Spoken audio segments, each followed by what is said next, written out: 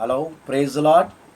फिर एक बार pastor Gabriel मैं आपके सम्मुख आया हूँ परमेश्वर के पवित्र वचनों को लेकर। और मुझे आशा है कि हम सब परमेश्वर के वचन के द्वारा हम सीखेंगे और परमेश्वर के साथ हम फिर एक बार आगे बढ़ेंगे। Praise the Lord. हम धन्यवाद देते हैं कि परमेश्वर हमें ऐसे बहुत अच्छा अवसर दे रहा है कि हम आपके सम्मुख परमेश्वर के पवित्र वचन को लेकर आए और उस वचन के द्वारा हम आगे बढ़े। Praise the Lord. तो आइए मेरे भाई बहनों, वचन में जाने से पहले हम प्रार्थना करेंगे। आइए अपनी आंखों को बंद करें और अपने सरों को झुकाएं। Praise God, hallelujah. पवित्र पवित्र सेनाओं के यहोवा परमेश्वर पिता, फिर एक बार हम धन्यवाद देते हैं प्रभु जी आज के सुंदर समय के लिए प्रभु। और इस समय में प्रभु फिर एक बार आपने हमें पवित्र वचनों के द्वारा बातें करने के लिए प्रभु आपने हमें एकत्रित किया, इसलिए हम धन्यवाद देते हैं प्रभु। इन वचनों के ऊपर आपकी अनुग्रह, आपकी सामर्थ्य बनी रहे प्रभु। हर एक वचन के द्वारा प्रभु आपका कार्य हो प्रभु, आपकी महिमा हो प्रभु। और सुनने वाले और बोलने वाला मैं प्रभु, हम सभी के ऊपर प्रभु आपकी अनुग्रह बनी रहे प्रभु। ये वचन हर एक के हृदय में जाकर बसे और प्रभु आपकी महिमा हो परमेश्वर पिता। धन्यवाद करते हैं परमेश्वर आज के इस पवित्र वचनों के लिए, आज के सुंदर अवसर के लिए हम धन्यवाद देते हैं। सारी आदर महिमा परमेश्वर आपको देते हुए मांगते प्रार्थना यीशु मसीहा के नाम से सुनर स्वीकार कर, आमीन आमीन। Praise the Lord, hallelujah. आइए मेरे भाई बहनों, आज एक विषय की ओर हम आगे बढ़ेंगे। आमीन, हालेलुया। हमारी दुर्बलता परमेश्वर में हमेशा सामर्थ के तौर पर बदल जाती है मेरे भाई बहनों, कि परमेश्वर ही हमें सामर्थ देता है।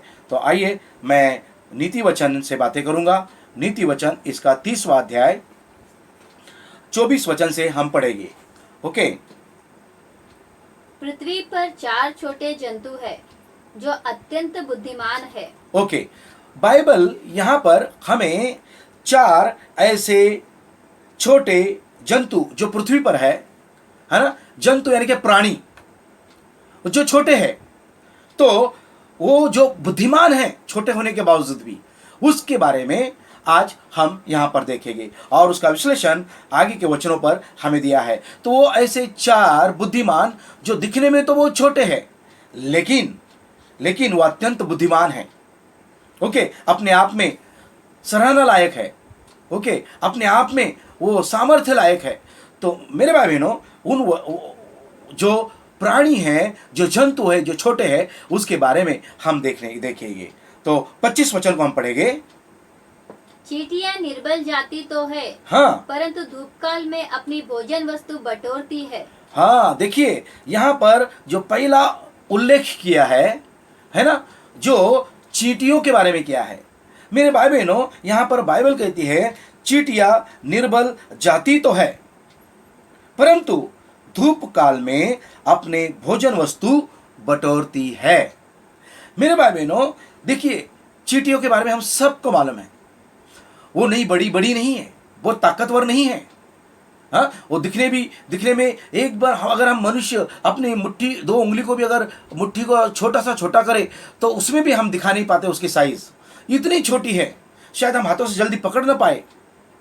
लेकिन वो इतनी छोटी होने के बावजूद भी मेरे भाई बहनों, जो निर्बल है ना, निर्बल जाति की है, यानी कि उसके अंदर कोई ज्यादा बल नहीं है, बराबर है। लेकिन बाइबल कहती है वो चींटियां निर्बल जाति तो है, बराबर है, बहुत निर्बल है, यानी कि बहुत कमजोर दिखती है, बहुत छोटी दिखती है मेरे भाई बहनों चींटियां।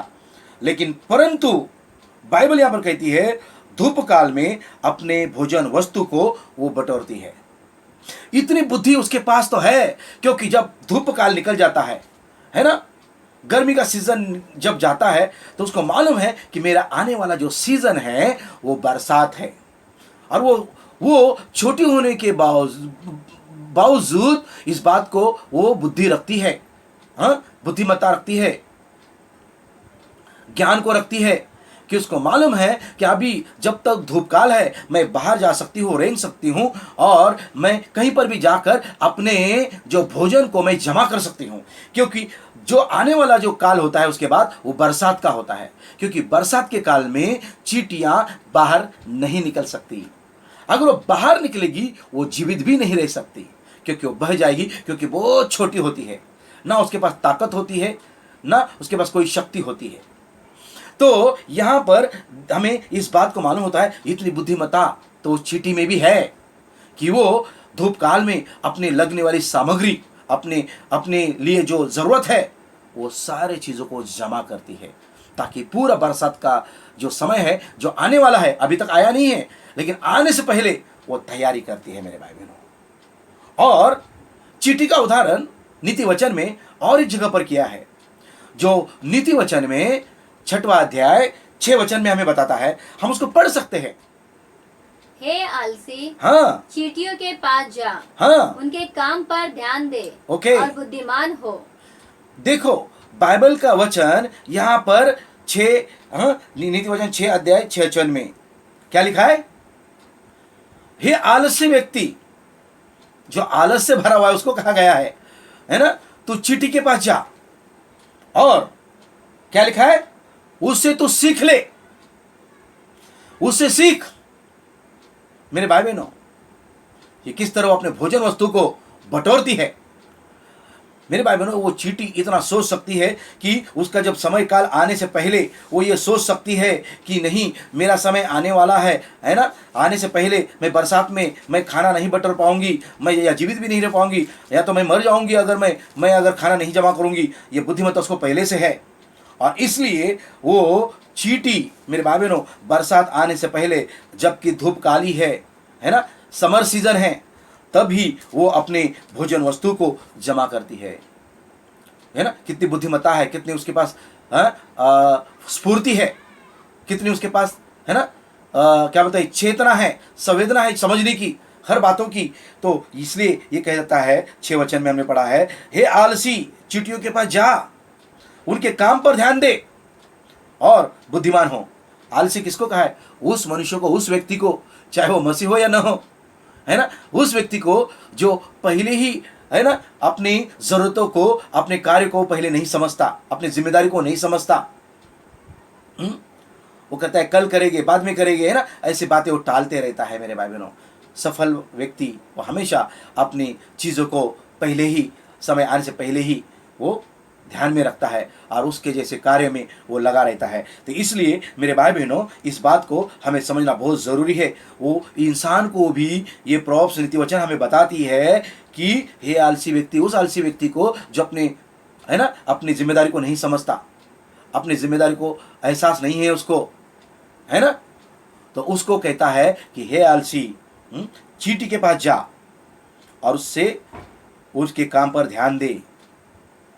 हमें बताया है ना, इंसानों को कहा है कि चींटी के पास ध्यान दे कि वो कितनी बुद्धिमान है ना।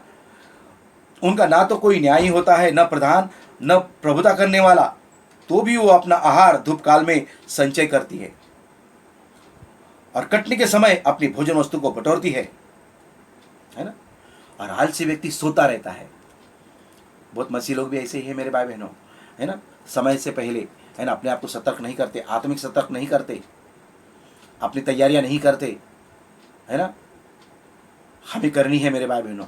आज जब ये आत्मिक तैयारियां हम करेंगे आने से पहले, तो मेरे भाई बहनों हम प्रार्थना में रहेंगे, हम जागरूक मसीह रहेंगे, हम अपनी तैयारी करेंगे, बुद्धिमत्ता से चलेंगे, तो मेरे भाई बहनों कोई दुख संकट हम पर हावी नहीं होगा। हमें किसी को मांगने की भी जरूरत नहीं लगेगी मेरे भाई बहनों, है ना, किसी पर निर्भर रहने की जरूरत नहीं लगेगी, क्योंकि परमेश्वर हमारा हर प्रयोजन करने वाला परमेश्वर है। वो शक्ति देता है, वो सामर्थ देता है, वो ताकत देता है, वो हमारी जरूरत को पूरा करता है, वो धन संपत्ति भी देता है।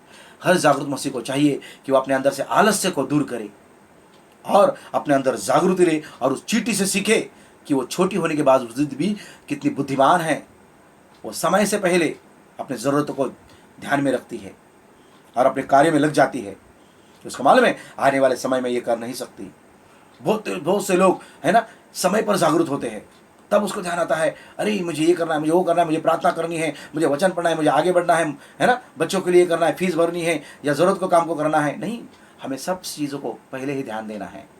अपनी ज़रूरतें, बच्चों की ज़रूरतें, अपने परिवार की ज़रूरतें, और उससे पहले अपनी आत्मिक ज़रूरतें, उन पर भी हमें ध्यान देना बहुत ज़रूरी है। जब हम पहले ही हर चीज़ को तैयार करेंगे तो हमें किसी पर निर्भर रहने की ज़रूरत नहीं लगेगी। परमेश्वर मेरे भाई बहनों, परमेश्वर हमारा हर प्रयोजन करने वाला परमेश्वर है।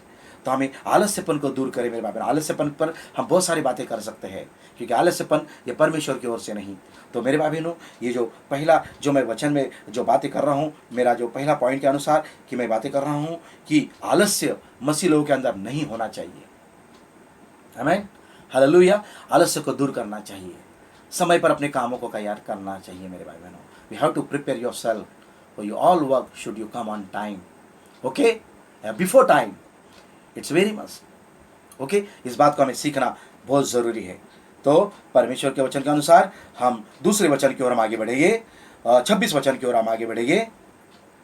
बीजू बलि जाती नहीं तो भी उनकी मांदे पहाड़ों पर होती है। हाँ, बाइबल का वचन यहाँ पर कह रहा है बीजू बलि जाती नहीं तो भी उनकी मांदे पहाड़ पर होती है ना। बीजू बलि यानी कि रॉक बैजर, है ना, वो ऐसे जो ससे होते हैं जो पहाड़ों पर छेद करके, पत्थरों पर छेद करके, चट्टानों पर छेद करके वो अंदर रहते हैं। वो भी दिखने में इतने बड़े नहीं होते हैं, ना तो उनकी तुलना हम शेर के जैसी कर सकते हैं, ना कोई घोड़े के जैसी कर सकते हैं, ना ना कोई हाथी के जैसी कर सकते हैं। वो कोई बुद्धिमान नहीं, छोटे से होते हैं, इतने से होते हैं मेरे भाई बहनों, लेकिन वो अपनी सुरक्षिता को समझते हैं। वो इतने बुद्धिमान होते हैं, वो इतने बुद्धिमान होते हैं कि वो अपने घर को कहाँ बनाते हैं, चट्टानों के अंदर छेद करके। इतनी ताकत उनको कहाँ से आती है, इतनी शक्ति उनको कहाँ से आती है? क्योंकि ये ज्ञान और बुद्धि भी देने वाला परमेश्वर है मेरे भाई बहनों। जो परमेश्वर है ना, जब इन चींटियों को बुद्धि दे सकता है, इतनी छोटे होने के बावजूद भी, कि समय से पहले अपने भोजन को दूर करे और आलस्य में न रहे, ओके। तो ये बीजू बल्ली यानी कि रॉक ब्रजर, जो एक मुंगुस के जैसा जो प्राणी होता है, मुंगुस के जैसा, है ना, थोड़ा उससे भी उसके जितना ही होता है, उससे छोटा भी हो सकता है। वो पहाड़ पर अपनी सुरक्षा को समझते हुए वो पहाड़ पर अपने घर को बनाता है, चट्टानों पर, है ना। इतनी ताकत और शक्ति उसको कहां से आती है? परमेश्वर उसको प्रयोजन करता है मेरे भाई बहनों। वो महान परमेश्वर है, आकाश सृष्टि को बनाने वाला परमेश्वर है, जीव जंतु को बनाने वाला परमेश्वर है, पशु पक्षी को बनाने वाला परमेश्वर है। तो वही परमेश्वर आपको और मुझे बनाने वाला भी तो है। तो क्यों हम दुर्बल रहे, क्यों हम निराधार रहे, क्यों हम दूसरों पर डिपेंड रहे? कोई तो आके मेरी जरूरत को पूरा करेगा, कोई तो आके मेरी, है ना, मुझे खाना खिलाएगा, कोई तो आके मुझे, है ना, मुझे पैसे देगा, कोई तो आके मेरे बच्चों की फीस देगा, कोई तो आके मुझे कपड़े देगा, कोई तो आके, है ना, मुझे कार्य करेगा, मुझे आगे बढ़ाएगा। कौन आगे बढ़ाएगा मेरे भाई बहनों? परमेश्वर के अलावा कोई तुम्हें मुझे आगे बढ़ा नहीं सकता। लेकिन आपको जागरूक होना बहुत जरूरी है। Amen. Hallelujah. We have to be a practical in our life. If still you are a believer, no problem. But still you have to be a practical. अपने लाइफ में हमेशा मेरे भाई बहनों, है ना, कोई तो हमें हेल्प करेगा। इस तरह के दूसरों की ओर उम्मीद लगाकर आप मत बैठिए अपने जीवन में। अगर आप सच्चे मसीह है, आपका विश्वास प्रभु यीशु मसीह पर है, तो आपका प्रभु यीशु मसीह आपको जीरो से उठाएगा और आपको जरूरत को पूरा करेगा, आपको ऊंचा बनाएगा, जीरो से हीरो बनाएगा आपको। Praise the Lord. लेकिन आप पहला सामर्थ्य परमेश्वर को दो, पहला स्थान परमेश्वर को दो, है ना। अपने आप में स्फूर्ति लाओ, अपने आप में कुछ करने की उम्मीद जगाओ। Praise the Lord, hallelujah. आपके पास और मेरे पास बहुत सामर्थ्य है। हर मनुष्य के पास प्रभु ने बहुत बुद्धिमत्ता और बहुत काबिलियत दी है मेरे भाई बहनों। उस परमेश्वर ने आपको और मुझे उसके स्वरूप में बनाया है। तो हम क्यों दुर्बल रहे, है ना, क्यों कमजोर रहे, है ना, क्यों हम दूसरे पर डिपेंड रहे? मेरे भाई बहनों, हमारी मिनिस्ट्री के लिए, हमारी कलीसिया के लिए, हमारे परिवार के लिए, हमारी जरूरत के लिए हर चीज को परमेश्वर प्रयोजन करेगा। बट उसके लिए पहले हमें सतर्क होना है, जागरूक रहना है, आलस्यपन को दूर करना है, अपनी निर्बलता की सोच को दूर करना है। हमारी काबिलियत परमेश्वर ने बहुत बड़ी दी है, हमारे पास असीम शक्ति है, असीम बुद्धि दी है, उसको कार्य में लाना जरूरी है मेरे भाई बहनों। इसलिए परमेश्वर का वचन कहता है कि बीजू बिल्ली यानी कि वो रॉक बैजर ज्यादा शक्तिमान नहीं है, बहुत छोटा है, इतने मुंगिस के जैसा छोटा है मेरे भाई बहनों, ओके। लेकिन वो चट्टानों पे घर बनाता है, चट्टान में अपने आप को सुरक्षित महसूस करता है और चट्टान को होल गिरा के और ऊंचे स्थान पर गिर करता है मेरे भाई बहनों, ताकि उसे कोई तकलीफ ना हो, कोई परेशानी ना हो, ओके। तो मेरा जो दूसरा पॉइंट है, जो मैं बात कर रहा हूं मेरे भाई बहनों, पहला तो आलस्य को दूर करो। दूसरा मेरा पॉइंट है मेरे भाई बहनों कि मेरा दूसरा पॉइंट है सुरक्षा, ओके। सुरक्षा, वो बीजू बिल्ली अपनी सुरक्षा करना जानता है। आप भी मेरे भाई बहनों अपने जीवन में अगर कंफर्ट जोन में, है ना, सिर्फ कंफर्ट रहना चाहोगे तो मेरे भाई बहनों कुछ नहीं होगा। कंफर्ट जोन से निकलो और परमेश्वर के लिए अपने आप को तैयार करो। अपने बुद्धि का, अपनी शक्ति का, अपनी ताकत का इस्तेमाल करो, ओके, और अपने आप को ऊंचा सोचना शुरू करो। मेरे भाई बहनों प्रभु आपको ऊंचा करेगा, आमीन। प्रभु आपको ऊंचा उठाएगा, आपका पास प्रार्थना का स्तर बढ़ेगा तो आपका विश्वास का स्तर बढ़ेगा, आपका परमेश्वर के मसीह के ज्ञान का स्तर बढ़ेगा, आपका आदरता का स्तर बढ़ेगा प्रभु के प्रति। तो परमेश्वर में अपने आप ऊंचे भी उठने लगोगे। आपको किसी की मदद की जरूरत नहीं लगेगी, केवल परमेश्वर ही आपके लिए ऊंचा बनाने वाला परमेश्वर है। उसकी सामर्थ्य आपके लिए काफी है। इसलिए पौलुस कहता है ना कोरिन्थियों की पुस्तक में, माई grace is sufficient for you, मेरा अनुग्रह, है ना, तेरे लिए पर्याप्त है। परमेश्वर पौलुस को कहता है। परमेश्वर का अनुग्रह पर कब आएगा, है ना, घर में बैठकर नहीं मेरे बहनों, है ना, एकदम आलस्य में बैठकर सोकर नहीं मिलेगा मेरे भाई बहनों। किसी को और के ऊपर आशा लगाकर नहीं मिलेगा। हमारी आशा केवल प्रभु में होनी चाहिए, आमीन, हालेलुया। परमेश्वर आपकी जरूरत पर पूरा करेगा, भले किसी को भी इस्तेमाल करेगा, लेकिन परमेश्वर ही आपको ऊंचा उठाएगा मेरे भाई बहनों। तो आपके अंदर अगर सुरक्षितता चाहिए आपको, तो आपको उस बीजू बल्ली जो है ना, जो रॉक बैजर है ना, उस मेरे भाई बहनों उस जंतु के बारे में सोचना होगा। वो कहता है बीजू बिल्ली जाती ही नहीं, वो बहुत बड़ी जाती नहीं, ताकतवर नहीं है, तो भी उसकी मांदे पहाड़ों पर होती है। वो चट्टानों पर अपने घरों को बनाता है, अपने बाल बच्चों को सुरक्षित रखता है। मेरे भाई बहनों तुम्हारे परिवार को परमेश्वर सुरक्षित करेगा, लेकिन आपके पास वो बुद्धिमत्ता होनी चाहिए कि प्रभु के लिए मुझे कुछ स्वयं करना है ना, मुझे अपनी जिम्मेदारी को निभाना है। Praise the Lord, hallelujah. परमेश्वर भी आपको ऊंचा उठाएगा। So my second point is, मेरे भाई बहनों, वो क्या कहता है, सुरक्षितता। प्रभु आपको सुरक्षित करेगा। तो इसका उदाहरण को और एक देखना चाहेंगे, भजन संहिता में है, हम देखेंगे 104:18 में भी उसका उल्लेख किया है।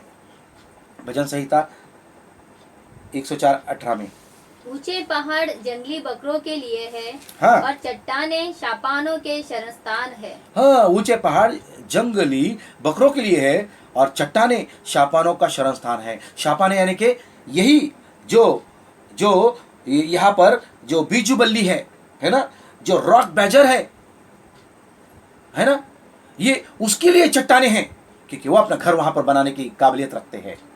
मेरे भाई बहनों, आपको भी प्रभु ने ऊंचे चट्टाने रखी है, ऊंचाई रखी है, लेकिन आपको ऊंचा सोचना होगा आपके लिए, मसीह के साथ बने रहते हुए। हालेलुया। ग्रास रूट से आपको सीखकर उठकर अपने आप को तैयार करना पड़ेगा, बराबर है। और आपको मेहनत करने की शक्ति आपके पास प्रभु को मांगना पड़ेगा और मेहनत करनी पड़ेगी। शक्ति तो प्रभु ने ऑलरेडी दे दी है आपको, काबिलियत हमें दे दी है सबको, बस हमको करना है मेरे भाई बहनों।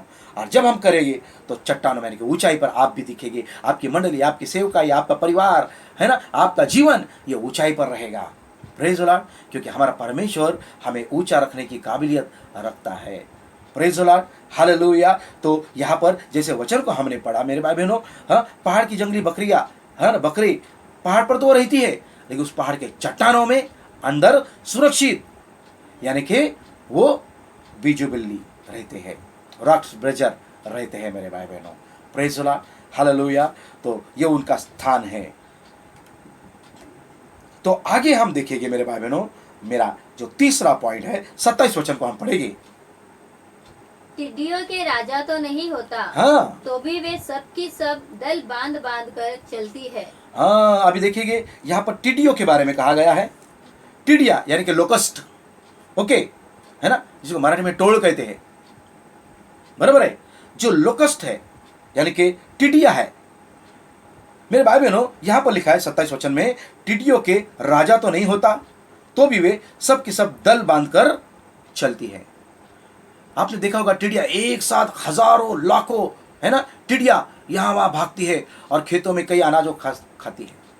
अभी हाल ही में हमने देखा है ना, दूसरे देशों से वो टिड्डिया आ गई और कई हमारे भारत के कोने में, है ना, उन्होंने अनाज को फस्त किया, खाया।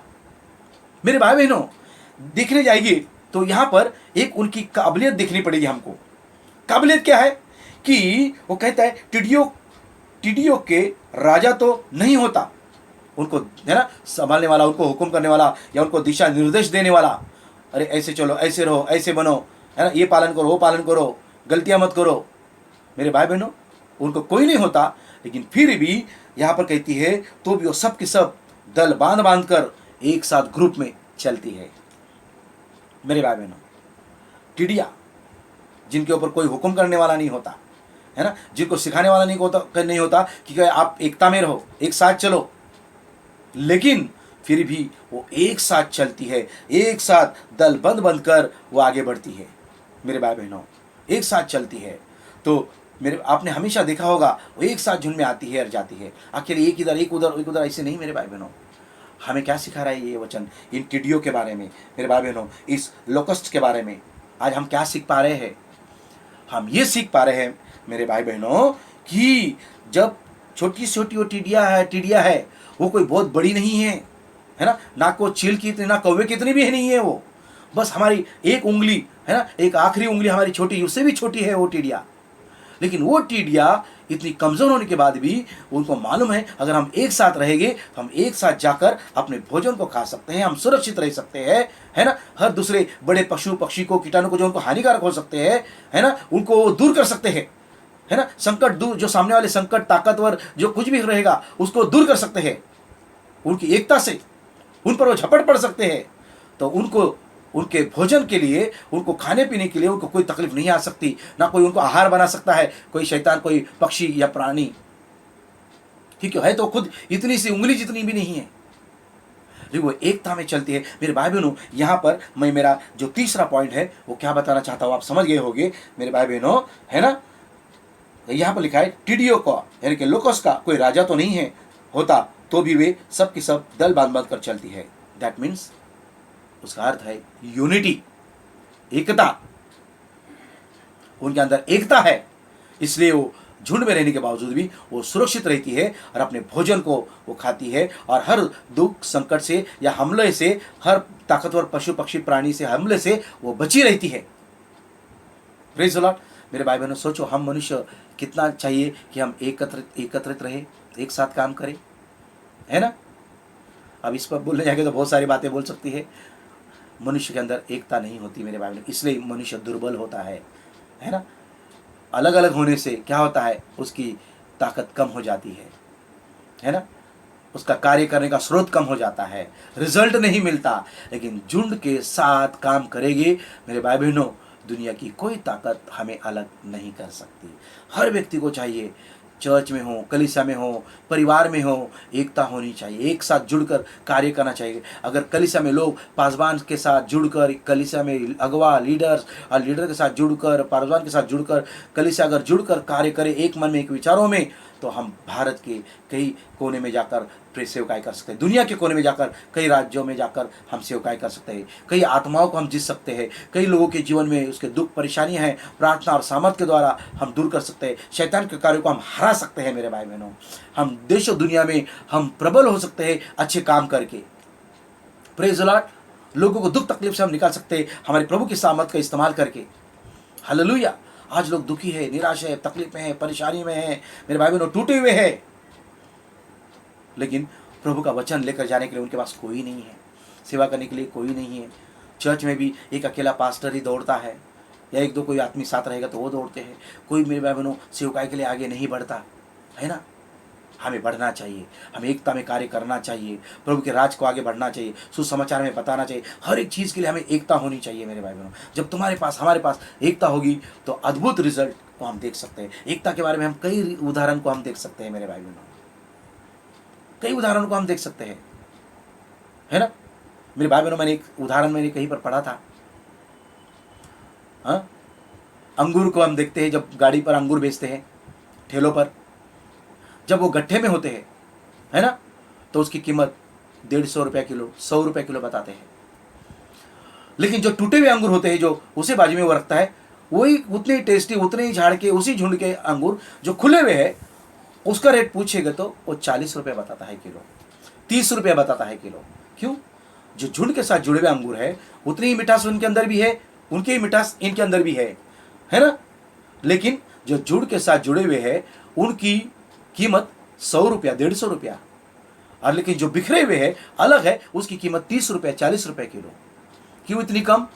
क्योंकि वो झुंड से अलग हो गए हैं, टूट गए हैं, अकेले हैं। मेरे भाई बहनों, हमारे जीवन में भी यही है। अगर हम अकेले भी कुछ करना चाहेंगे, है ना, सेवकाई में, अपने कार्य में, परिवार के जीवन में, हम हमेशा कमज़ोर रहेंगे, हमारी कीमत कम रहेगी, हमारी वैल्यू कम रहेगा। और प्रभु कभी नहीं चाहता कि उनके बच्चों का वैल्यू कम रहे, वो हमेशा कीमती रहे, उनका मूल्य हो, उनको आदर मिले, उनको सम्मान मिले, वो धनी हो, है ना, वो सम्मानित हो, राजा हो, राजा जैसे हो। परमेश्वर आपकी सेवकाई कभी भिखारियों से करवाना नहीं चाहेगा। परमेश्वर अपनी सेवकाई सफल और संपन्न और राजाओं के साथ करना चाहेगा। आज आपको और मुझे यही बात सीखनी है। Make a discipline. हाँ, कम, है ना, यूनिटी में हमें आना है, यूनिटी में बने रहना है। हमेशा जुड़ के रहो, जुड़ के रहो। आपके पास कितना ही ज्ञान क्यों ना हो, लेकिन आपके अंदर अगर एकता में रहने की ताकत नहीं, आपका मूल्य कम है। देखो, ये टीटिया बहुत कमजोर है, इतनी सी है, लेकिन वो एक साथ रहने के कारण, दल में चलने के कारण वो आगे बढ़ती है, अपनी जरूरत को पूरा करती है ना, हर शत्रु शैतान से बची रहती है और अपने भोजन को पूरी तरह से खाती है। Praise the Lord, hallelujah. तो मेरे भाई बहनों, मेरा जो तीसरा पॉइंट है, एकता, यूनिटी हर मसीह को चाहिए, है ना, यूनिटी में रहे, एक साथ सेवा करे, मिलकर सेवा करे, अपने कलीसिया के साथ, अपने पासवान के साथ, है ना, जुड़कर बने रहे, परिवार में भी जुड़कर बने रहे, रिश्तेदारों से जुड़कर बने रहे। हमें एकता में सामर्थ्य है, एकता में पावर है मेरे भाई बहनों, हालेलुया। इस बात को हमें समझना बहुत ज़रूरी है मेरे भाई बहनों। मेरा आखिरी और चौथा पॉइंट है जो 28 वचन में हम पढ़ेंगे। और छिपकली हाथ से पकड़ी तो जाती है, हाँ, तो भी राजभवनों में रहती है। हाँ, चौथा जो जंतु है, प्राणी है, वो है छिपकली। पहला हमने देखा चींटियों के बारे में, दूसरा हमने देखा बीजू बल्ली के बारे में, है ना, तीसरा हमने देखा टिड्डियों के बारे में, और चौथा हम देख रहे हैं छिपकली के बारे में, लिजर्ड। ओके, ये भी कोई ताकतवर नहीं होती, इसके पास भी कोई बल नहीं है, ना वो शरीर से, ना दिखने से ताकतवर है, ना कोई बड़ी है, नहीं, कुछ भी नहीं उसके पास मेरे भाई बहनों, ताकतवर जैसा, है ना। छिपकली आपने हर एक ने देखी है, कहीं ना कहीं पर वो दिखती है मेरे भाई, लेकिन बाइबल में इसका उल्लेख यहाँ पर किया है, और वो कहती है छिपकली हाथ से पकड़ी तो जाती है, तो भी राजभवनों में रहती है। ओके, छिपकली को कोई भी पकड़ सकता है, लेकिन क्या कोई पकड़ता है? नहीं, कोई भी उसको पकड़ना पसंद नहीं करता, बराबर। लेकिन वो कहाँ दिखती है? दुर्बल होने के बावजूद भी, कमजोर होने के बावजूद भी मेरे भाई बहनों, वो राजभवनों में, राजा के दरबार में, उनके दीवारों में, वहां पर दिखती है। क्यों? क्योंकि मेरे भाई बहनों, परमेश्वर ने उसको ऐसा बनाया ही है। कोई उसको मार नहीं सकता, कोई उसको पकड़ता नहीं है, लेकिन वो राजभवनों में रहती है, वो पाती है। बताने का मेरा मतलब है मेरे भाई बहनों, वो छिपकली भी कमजोर है या दुर्बल है, या उसको कोई मारेगा, कोई उसको पकड़ेगा, कोई उसको चोट पहुंचाएगा, इसलिए वो अपना आगे बढ़ना नहीं छोड़ती, है ना। वो अच्छे से अच्छा जगह पर पहुंचती है, नहीं राजभवन में भी जाती है, सब बाइबल कह रही है, ये वचन, अच्छी जगह पर जाती है, पाई जाती है, वो बढ़ना नहीं छोड़ती, वो चलना नहीं छोड़ती। तो यहां पर यह वचन हमको बताता है, छिपकली हाथ से तो पकड़ी जा सकती है, लेकिन राजभवनों में रहती है, तो भी राजभवनों में रहती है। यानी कि हमें इस बात से सीख मिलती है मेरे भाई बहनों, हम अपने आप को अगर दुर्बल समझेंगे, कमज़ोर समझेंगे, है ना, और बोलेंगे अरे मेरे पास इतना सपोर्ट नहीं है, मेरा इतना एजुकेशन नहीं है, हाँ, मुझे कोई बैकिंग नहीं है, फाइनेंशियली मैं कमज़ोर हूँ, है ना, तो मेरे भाई बहनों, हम जिंदगी में कभी नहीं आगे बढ़ेंगे, है ना, हम जिंदगी में कभी आगे नहीं बढ़ेंगे। अगर हमें बढ़ना है तो हम जहाँ हैं वहाँ से आगे बढ़ना है। वो छिपकली आगे बढ़ती है तभी तो राजभवन में जाती है, वरना वो कहीं और छोटी सी जगह पे रहेगी, पाई जाएगी, क्योंकि वो डरेगी, वो बिल में दिखाई देगी, है ना। लेकिन वो छिपकली राजभवन में रहती है, क्योंकि वो आगे आगे बढ़ती है। मेरे भाई बहनों, आप और हम भी जब तक हम जहाँ हैं वहीं रहेंगे मेरे भाई बहनों, हम जिंदगी भर वहीं रहेंगे। मैंने मेरे जीवन में देखा है, कई लोग सेवकाई में मैंने देखा है, मेरे साथ के लोग हैं, मेरे सीनियर लोग हैं, कुछ लोगों को देखा है, सबको नहीं, कुछ लोगों को मैंने देखा है, वो आज भी उनके पास सेवकाई खास नहीं है। आज भी वो जहाँ के तहाँ हैं, जहाँ 20-25 साल थे वहीं पर है वो मेरे भाई बहनों। क्यों? उन्होंने अच्छी बातों को सीखा नहीं, अपने अपने जोन से बाहर आए नहीं, अपने टेरिटरी से बाहर आए नहीं, अच्छी चीज़ें सीखी नहीं, अपने लिए अपने आप को अंदरूनी चीज़ों से मजबूत किया नहीं, ज्ञान से मजबूत किया नहीं, प्रैक्टिकली उन्होंने कुछ किया नहीं शायद, इसलिए वो आगे नहीं बढ़े। मेरे भाई बहनों, प्रभु हर एक को एक समान देखता है, समान सोचता है। प्रभु कभी भी पक्षपात नहीं करता, सबको समान अधिकार से प्रभु आगे बढ़ाता है ना। इसलिए मेरे भाई बहनों, आपको और मुझे इस बात को समझना है और सीखना है कि मेरे भाई बहनों, हम दुर्बल नहीं हैं, हमारे अंदर सबलता है। हमें आगे बढ़ते रहना चाहिए, आगे चलते रहना चाहिए, सेवकाई में, कार्य में, पारिवारिक जीवन में, हमारे धंधा हो, बिजनेस हो, कमजोरी आ गई, धंधा नहीं बढ़ रहा है, फिर भी आगे बढ़िए, प्लान कीजिए, योजना कीजिए अपने बिजनेस के लिए, अपने धंधे के लिए, अपने परिवार के लिए। अगर आप सेवकाई के हो, सेवकाई के लिए हर एक चीज़ के लिए अच्छा अच्छा सोचो और आगे बढ़िए। अपने अपने एक चीज़ फेल हो गई तो दूसरा चीज़ का ट्राई कीजिए, है ना, है ना। मेरे भाई करते रहिए, दोनों कदम उठाएंगे तो हम गिर जाएंगे, है ना। एक पैर जमीन में रहे तो दूसरा कदम उठाइए, दूसरा पैर जमीन में है तो पीछे वाला पैर उठाइए। तो ऐसे ऐसे करके हम आगे बढ़ सकते हैं। कोई कोई लोग घाई करके दोनों पैर उठाते हैं, गिर जाते हैं। यानी कि घाई नहीं करनी, आगे तो बढ़ना है लेकिन जागरूकता के साथ, है ना। सोच समझ के योजना बनाइए, प्लान बनाइए, क्यों मेरा कार्य नहीं हो रहा है, क्यों मेरी सेवकाई आगे नहीं बढ़ रही है, क्यों मैं फाइनेंशियली आगे नहीं बढ़ रहा हूं, है ना। प्रभु हमारे साथ है तो हमें डर किस बात का है। बाइबल का वचन तो कहती है फिलिपियों 4:19, मेरा परमेश्वर मेरी हर जरूरत को उसकी महिमा के अनुसार पूरा करता है, तो जरूर पूरा करेगा, हमें आगे बढ़ाएगा। तो डेफिनेटली माय बिल्स पीपल, है ना, कि आप सब आगे बढ़ेंगे। एक छिपकली दुर्बल होकर, कमजोर होकर, है ना, छोटा सा जंतु है वो, फिर भी राजा के घर में पाई जाती है, क्योंकि वो आगे चलती रहती है, बढ़ती रहती है। हम और आप भी आगे बढ़ते रहेंगे, प्रभु की ओर देखते हुए, कार्य करते हुए। एक निराशा आ गई तो कोई बात नहीं, आगे बढ़िए। एक कार्य में फेल हो गए तो आगे बढ़िए। मेरे भाई बहनों, फेल होते होते तो हम आगे बढ़ेंगे, है ना। निराशा आएगी, उसके ऊपर और प्रभु ने खुशी रखी है ना, तो आगे बढ़ते रहिए मेरे भाई बहनों, उसी में मत रहिए। एक बार फेल हो गए, 2 बार फेल हो गए, 3 बार फेल हो गए, जिंदगी में हम फेल नहीं हो सकते मेरे भाई बहनों, है ना। प्रभु ने हमें काबिलियत दी है, हम सफल जरूर होंगे और आगे जरूर बढ़ेंगे और महिमा के स्तर पर आगे बढ़ेंगे। सेवकाई में आगे बढ़ेंगे, कार्य में आगे बढ़ेंगे, सम्मान में आगे बढ़ेंगे, धन में आगे बढ़ेंगे और उसके आत्मा जीतने में भी आगे बढ़ेगी। परमेश्वर का राज्य देश देश में पहुंचाने के लिए भी हम आगे बढ़ेंगे। Praise the Lord. और परमेश्वर प्रयोजन करता रहेगा। सो माय बिल्स पीपल, ये 4 मैंने छोटे प्राणी, जो जंतु है, जो कमजोर तो है, छोटे तो है, लेकिन बुद्धिमान है, और उससे बढ़कर हम हैं मेरे भाई बहन। हम क्या नहीं कर सकते, हम सब कुछ कर सकते हैं, क्योंकि हमारे साथ कौन है? हमारा परमेश्वर है, परमेश्वर है। तो परमेश्वर हमारे साथ है, हमें डरने की कोई बात नहीं। Praise the Lord, hallelujah. तो मेरा चौथा पॉइंट है आगे बढ़ना, बढ़ते रहना। प्रेज द लॉर्ड मेरे भाई बहनों, इसलिए मैं प्रभु को धन्यवाद देना चाहूँगा। आइए हम प्रार्थना करें। Praise God, hallelujah.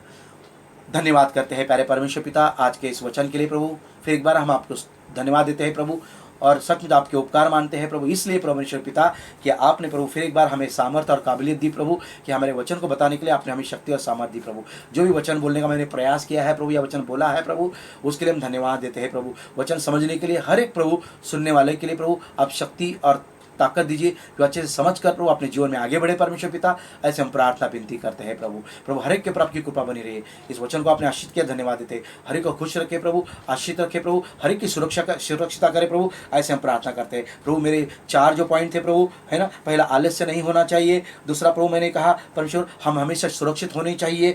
तीसरा मैंने कहा हमारे अंदर एकता होनी चाहिए। और चौथा मैंने कहा हम हमेशा आगे बढ़ते रहने चाहिए प्रभु। जैसे जीव जंतु दुर्बल होकर आगे बढ़ सकते हैं, सफल हो सकते हैं, सुरक्षित रह सकते हैं प्रभु, हम भी आगे बढ़कर सफल हो सकते हैं, सुरक्षित रह सकते हैं प्रभु जी। सच में प्रभु आपके सामर्थ के कार्य को पूरा कर सकते हैं परमेश्वर पिता। धन्यवाद देते हैं प्रभु, आपने हमें सहायता की, आपने हमें मदद की। सुनने वालों को हर एक को आशीष करे। हमारे देश पर आपकी कृपा बनी रहे प्रभु, हर एक के ऊपर आपकी कृपा बनी रहे। ऐसे हम धन्यवाद प्रार्थना करते हैं प्रभु। हर एक को सुरक्षित रखे प्रभु। सारी आदर महिमा प्रभु यीशु आपको देते हुए मांगते प्रार्थना प्रभु यीशु मसीह के महान और सामर्थ्यशाली नाम से, आमीन, आमीन, hallelujah. Praise the Lord, praise the Lord. God bless you everybody, God bless you, thank you.